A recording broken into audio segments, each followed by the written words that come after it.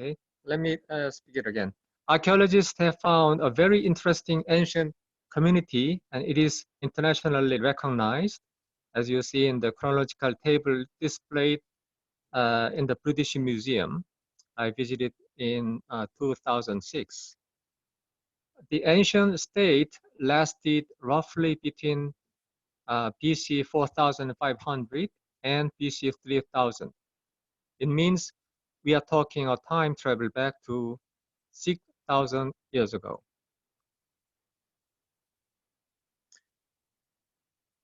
Let me give you a short briefing about the Hongsan civilization. The culture is found to locate beyond the Great Wall. Let me show you it.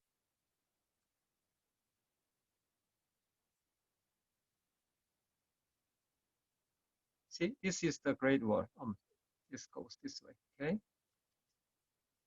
In today's, beyond the Great Wall, in today's Inner Mongolia, meaning it has nothing, not actually nothing, but it has nothing to do with China, but very closely related to Koreans, and Eurasian nomadic ancestors, including Uzbeks and Turks. They were both nomadic and agrarian societies and shared lots of cultural DNAs with Koreans, for example, piled stone tomb, cosmology, their totemism, and hairstyle, and many others. Well, I'm not going to going into great detail here because this is not an archaeology class. But I'd like to entertain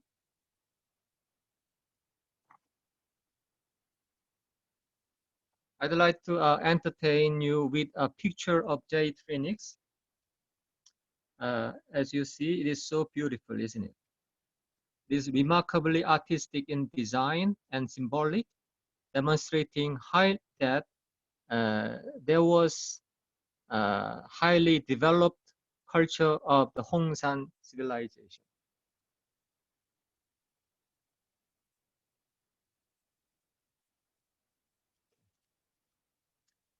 The next slide shows us representative relics of Jade Phoenix and Jade Dragon, strongly implying that there was yin and yang concept in the Hongsan civilization. As you know, yin-yang notion is the basis of meditation, which aims at harmonizing water energy and fire energy in your body. In the Asian or Northeast Asian tradition, Yin Dragon, the right one, symbolizes water energy of kidney. You know, you have a kidney organ in your body. And while Yang Phoenix, the left one, the left bird type figure, Phoenix symbolizes fire energy of your heart. You know, your heart in your body. And heart keeps beating while kidney lies quietly still.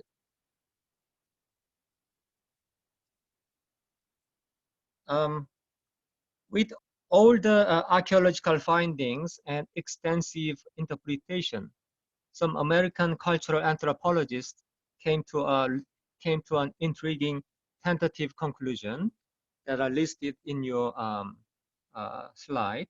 Number one, there was no evidence of exploitation and class discrimination in their community sites, showing that the Hongshan people lived in a very egalitarian society. Number two, in that communities, there was a notion of perfect yin and yang balance and gender equality. Number three, those Hongsan people did not worship war, weaponry, and dominance as evidenced by the tombs. Number four, they knew how to enjoy life itself as harmonious parts of the mother nature. Well, this is not my theory. This is some interpretation of cultural anthropologists. Okay. Well, so much for the story of the Hongsan civilization here, and let me switch to a different story, that is meditation itself. To begin with, they say, or the meditators say, that sleeping is also kind of meditation. It is like uh, meditation is part of your physiological process. You know, without sleeping, we cannot survive even a week. And doctors tell us that during sleeping, our kidney, kidney accumulates ki, that is cosmic energy, cleansing stress, and revitalizes our body and mind so that we become ready to embark on another daily life in each morning. And meditators, those famous meditators like Dalai Lama of Tibetan Buddhism, tells us reading is also itself is a part of meditation. And anger, sorrow, joy, and fear all disrupt peaceful breathing meditation, making our breathing lose balance and peace. Okay, at this point, I'd like to check if everyone is following me. Let me see. Harry? Yes. Harry, do you hear me? Yes, yes. Do you follow me? Yes. All right, good. Okay, then let me return to the text again. Okay, I'm talking about what I mean by meditation. Okay, and next. Okay, meditation. It is said to have some kind of healing effect. How do we know that? Take a careful look at such words as medicine, medical, and medication. All have same Latin or Greek word, that is medi, right? Showing that meditation has something to do with healing of our mind and body. Okay, now let me explain what is actually meditation involves in our body. How do we meditate according to those famous Tibetan Buddhist monks or famous, Asian Buddhists and Hindi meditators? They say correct posture with upright back is important, as you see in the right picture. The figure that is shown in the beginning of this lecture is found in Inner Mongolia, an Aohanshi.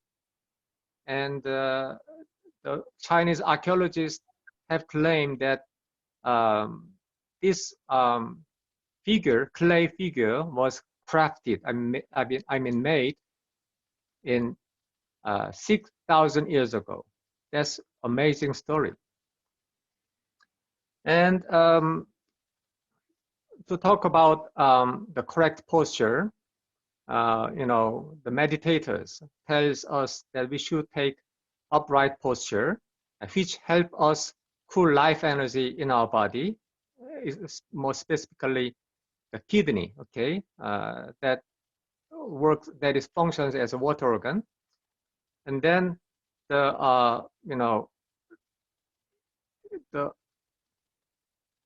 cool life energy by taking this posture only help us to flow upward and cools down your heated head, brain, and heart, and then it takes downturn, and the warm mind or the heated element in your body goes down to be accumulated in your kidney. Okay, in your body, heart is located in upper position of your body, and kidney is located in the lower position of your body. Okay, and then they make endless cycle. If the cycle is, is not impeded by any reason, that it means our mind and body are healthy. But if something hampers the sound circulation, it creates it. Soon leads us to have disease or illness, losing health. Okay, so that is what meditators tells us as the most important part of meditation. And they say, okay, we of course can do so sitting in our chair or even standing in the buses, meaning we can do so everywhere. But making a triangular posture with your body, as the picture that I show you in the beginning, it may help you better concentrate and control energy flow of your internal organs. And having emptiness in your mind, they say, is the most important, maybe the second important thing to have a meditation effect. Okay, this is what are displayed in a famous museum in Aohanchi of Inner Mongolia of China. You see the bear standing in the left picture, and the right is sitting a woman in a cave, okay, doing taking a triangular posture and with her eyes closed and trying to achieve emptiness of her mind. So those people, Hongsan people, were really immersed in meditation. It is very interesting, and what contemporary meditators advise us to do is simply stop thinking. Okay, thinking, they say, is burning our water energy accumulated in the kidney, and they tell us to keep our eyes closed or half closed, and suggest us to practice the meditation, preferably at a quiet place.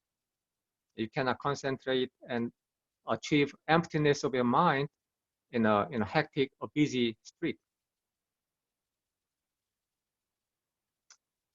Okay. And this is another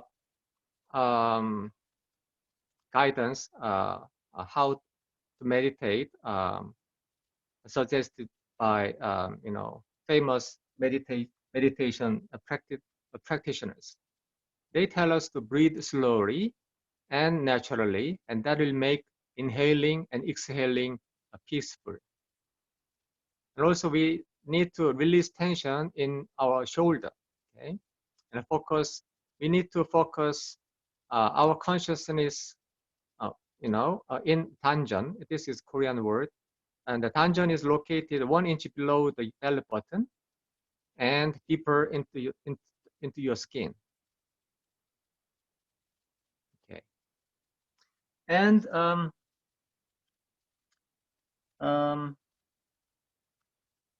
let me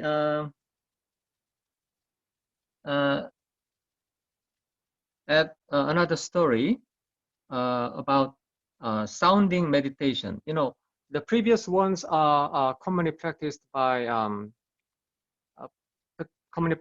as silent meditation. But if you go to Buddhist temples, those monks, chant some kind of mantras, okay, like Kwanse Umposa, okay, those the typical mantras, and those Tibetan Buddhists and other Buddhists, are certain, they are very much confident to tell us that adding some sort of repeated sound help us better concentrate in achieving emptiness of our mind. And they say when we listen to classic music, we feel relaxed and parasympathetic nerve system reactivates, to shed stress.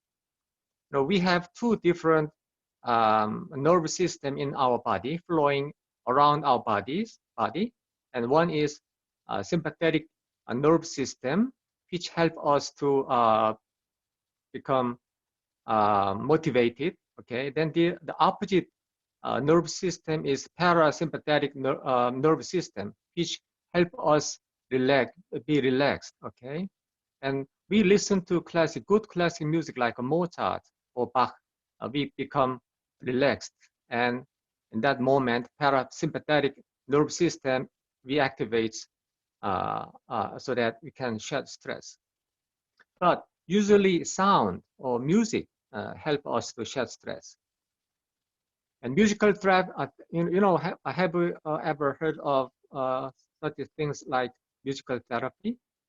There are many musical therapists, in the society too, and they tell us that it really works to patients. And interestingly, plants in the greenhouse with music grow bigger and healthier. And sound and light are bridges connecting us to cosmic origins. Well, this is a very much East Asian way of thinking. They believe in East Asia that everything originated from Taiji, okay? And a human being has an embedded instinct to return to Taiji for utmost happiness and perfect happiness. And East Asian Yin and Yang and Five Movement theory tells us that the bridge taking us back to the origin of life, that is Taiji, is sound and light. An interesting picture of the Hongsan people's clay figure is that the man was making sound, taking a triangular posture like a meditator. And look at his head top. You can see a hole, and this is interpreted by some Chinese archaeologists or not American, but Korean anthropologists, that they were aimed at open their mind. Okay, so to attain a pure-minded, baby-like state was what they wanted to achieve. And at this point, I'd like to remind you of an emerging new medical science. I'm not an expert in this, but I'm simply delivering what I heard from a new medical science. And that new medical science, stems from quantum physics, which is an up-to-date science. And according to those new medical scientists, nature is ready to communicate with us as the Hongsan people did. And there are all kinds of experimentation on power of positive mind and sound giving. And this is an interesting story. Well, there was Korean football team in Pohang, city of Pohang, and they were called Pohang Steelers. And when they were told by their coach to give encouraging words before and after, I mean, every time they have matching games, after practicing exchanging encouraging words, their performance got better. This kind of experimentation prevalent, and I was curious to know if let me first explain Deepak Chopra's advice. there is an American famous meditating doctor. His name is Deepak Chopra, and he advised us to practice a Buddhist hum sound meditation. And he told us that hum sound can relax your stressed out brain and wakes up true self, and hum can revitalize function and inner cave inside your brain through skull vibration and also soothes your heart. So the sound therapist, Dr. Deepak Chopra, practices so, hum, okay, this kind of repeated chanting. And he claims that by doing so, some cancer cell was destroyed. I don't know. I didn't see it myself, but hopefully, he claims that it worked. And what does Buddhism's hum sound mean? There was a very famous and revered Japanese monk, Kukai, in medieval Japan, and he left an influential book, Humja-ei, okay? And he told us that in order to fully appreciate the beautiful power, you need to understand how the universe is organized and moves in its process of cosmic farming of enlightened man. And this idea was conquered by King Sejong's idea, which is manifested in his Korean alphabet manual book. And Kukai, the Japanese monk, wrote, "Hum chanting means he or she want to become one with the cosmic energy and life's origins through restoring true self." Okay, I was curious to know if their suggestion really worked. And the left picture is my blood pressure level before I tried their devices, and the right one is what I got after practicing. And it seems to me that somehow it worked. So chanting hum sound, in fact, helped me regain vitality when I was stressed out, spending hectic weekdays for paper preparation. Interestingly, it worked.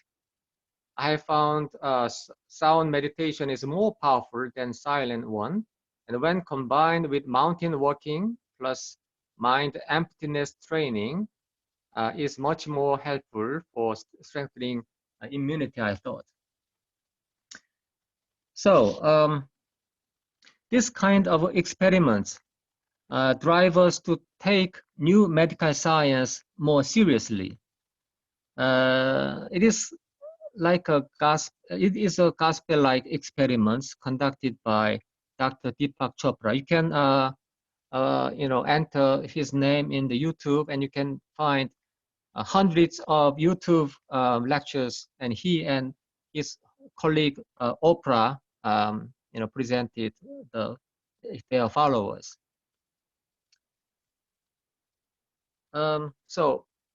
Then my conclusion is meditation, especially with hum sounding, might help us to restore true self for coming closer to utmost self-realization and dump the false self-consciousness which meditators believe to be the origins of interpersonal and interstate friction and conflict. Their point is so simple. We are, international society is plagued or haunted by endless war and conflict because human beings has simply lost their true self and guided by false self. This is their analysis and prescription. So their prescription is simple: to restore our true self. How? Through meditation. Well, this is a very unique and interesting idea. So what they tells us is to restore. They tell us that now is the time to engage in human mind-based peace-building meditation, says King Sejong. Well, I thought King Sejong had a similar idea, which is concurred by Tibetan Buddhists like Dalai Lama or Mr. Robert Thurman, and many other Hindi meditators whose ideas were borrowed by famous a new medical science scientists like Deepak Chopra. Okay, here comes the end of my video lecture.